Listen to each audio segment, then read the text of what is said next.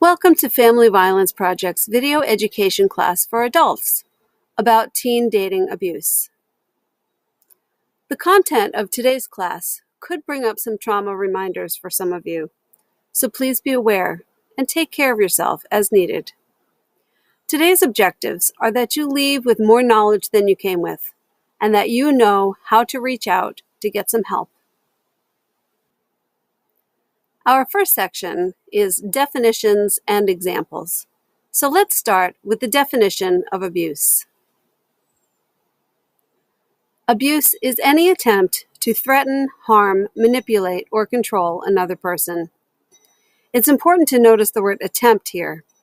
Even if someone doesn't succeed, it is still abuse. Now, there are a lot of categories of abuse, just like with adults. But today we're going to focus on the most common types that teens experience: verbal, emotional, physical, and sexual.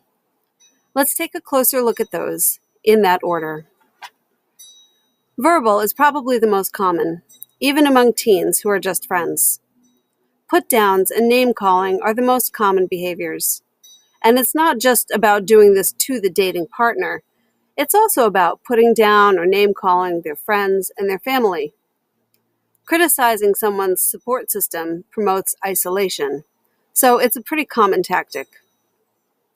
Emotional abuse usually includes things like blaming the partner for problems or mistakes, yelling in anger, and even giving the silent treatment, in real life or in digital form. Cheating and lying also fall into emotional abuse, and so do the accusations of it. I hear a lot of stories about being accused of cheating with people that the partner feels threatened by. This is usually accompanied by jealous actions, like controlling who someone interacts with, or sometimes even what someone wears. It's one of many controlling behaviors that I see with teens. Before we continue, I want to point out that abuse often escalates in this order: verbal first, and when that doesn't work, emotional too, then escalating to physical and sexual, an increasing amount of abuse to try and achieve more control. Physical abuse includes things like grabbing, restraining, or blocking of any kind. Blocking can look like someone blocking a doorway or a car to prevent their partner from leaving or moving freely. Any type of assault is physical abuse, from covering someone's mouth to strangulation. Also, throwing things, whether it's near or at or in reaction to a partner. It's the same with punching things. I once had a teen say to me, "Yeah, well, my boyfriend punches things so that way he doesn't punch me. Isn't that a good thing?" She was in a lot of danger. Sexual abuse, of course, includes sexual assault and harassment of any kind. But it also includes pressure or coercion to do things, which makes them non-consensual acts. We'll take a closer look at the cyber piece of that in the next section.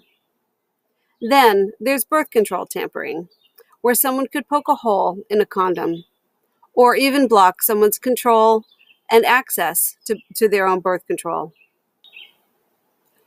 Our next topic is distance dating and online harassment.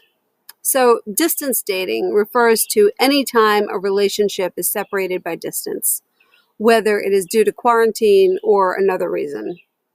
The online harassment piece that we will be discussing will be specific to dating, although it does indeed happen to others who are not dating. Technology can be a great way for your teen to connect with their partner, but it's important to do it safely. Setting some boundaries is a great way to keep them both safe. For example, if their partner poses excessive questioning about what they're doing, requests to share passwords, or engages in the sharing of very personal pictures or videos, it can have some very serious consequences. They need to remember that anything that is done in the cyber world will live there forever. It's sometimes really hard for teens to say no to their partners. They care about them, so of course they want to make them happy. So it's important to have those conversations with them about respect and boundaries because you want them to be safe.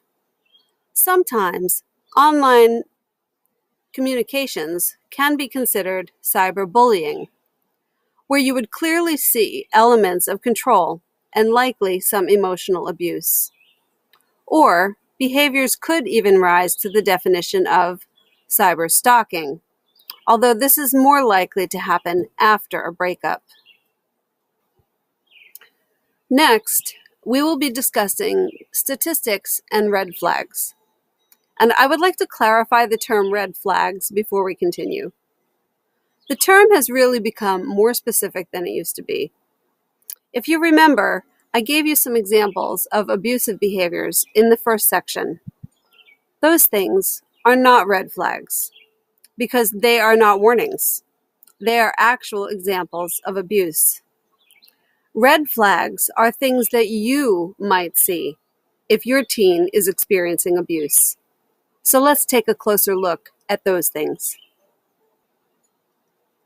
So the overall statistic is that 1 in 3 teens will experience some kind of abuse in high school, and at least 1 in 10 will experience physical abuse, although I suspect that that is actually higher. Girls are at a higher risk, and although it's not represented on this graphic, students who identify as LGBTQ+ are at the highest risk, regardless of their gender identity. Just as with adults, it's hard for teens to leave. 80% of girls who have been physically abused continue to date their abuser. Fear and self-esteem are 2 key reasons here. You can also see that only 33% of them tell someone, and that they are more likely to tell a friend than an adult. And 1 in 5 wind up staying because they've been threatened. Again, it's very much like adult relationships.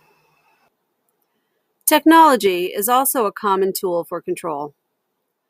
As you can see here, teens are experiencing things like excessive or abusive texting, sharing of personal pictures, and spreading rumors.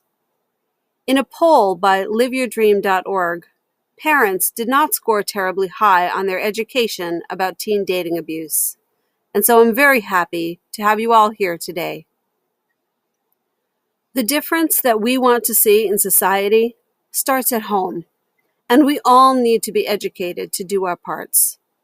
So let's take a look at some red flags. And remember, red flags are things that you, as the adult, might see. Beginning with physical signs, there are a lot of red flags. And the common thread to all of these is change. Change in appearance or behaviors or mental health. You would likely see more than one of these. I want to just call attention to the prolonged exhaustion one. This could very well be connected to stress, but it could also be the result of staying up all night with texting, fighting, or talking on the phone. Next are some signs that are mostly behavioral. Again, it's key to notice changes. Changes could be evident with regard to the dating partner and their defense of them, or the decline in their peer relationships.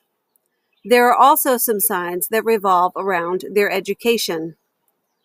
Some of these may apply more to educators and in a non-remote setting, but I think they're still adaptable to remote learning. If a teen is experiencing abuse, it will undoubtedly take a toll on their education. It is very stressful, and their ability to balance their educational presence will definitely be strained. Our last section will be about resources and education. There are a lot of resources out there, so I will just be sharing a few of my favorites.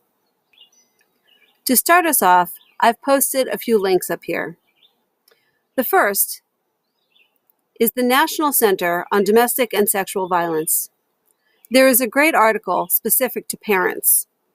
Second, the Joyful Heart Foundation offers tips about talking to your teen about dating abuse.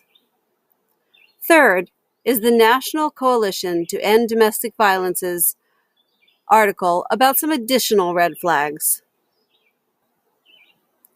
Next is loveisrespect.org. This is a great resource for teens, and as parents, you can learn a lot there as well. They also have a text line, which can be very appealing, especially for teens. And finally, your local domestic violence resource center can help you if you feel like you need some additional support, or perhaps some safety planning for your teen. Thank you so much for taking the time to learn more about this very important topic. And again, reach out. We're always here. We're always ready to listen. And we always believe you.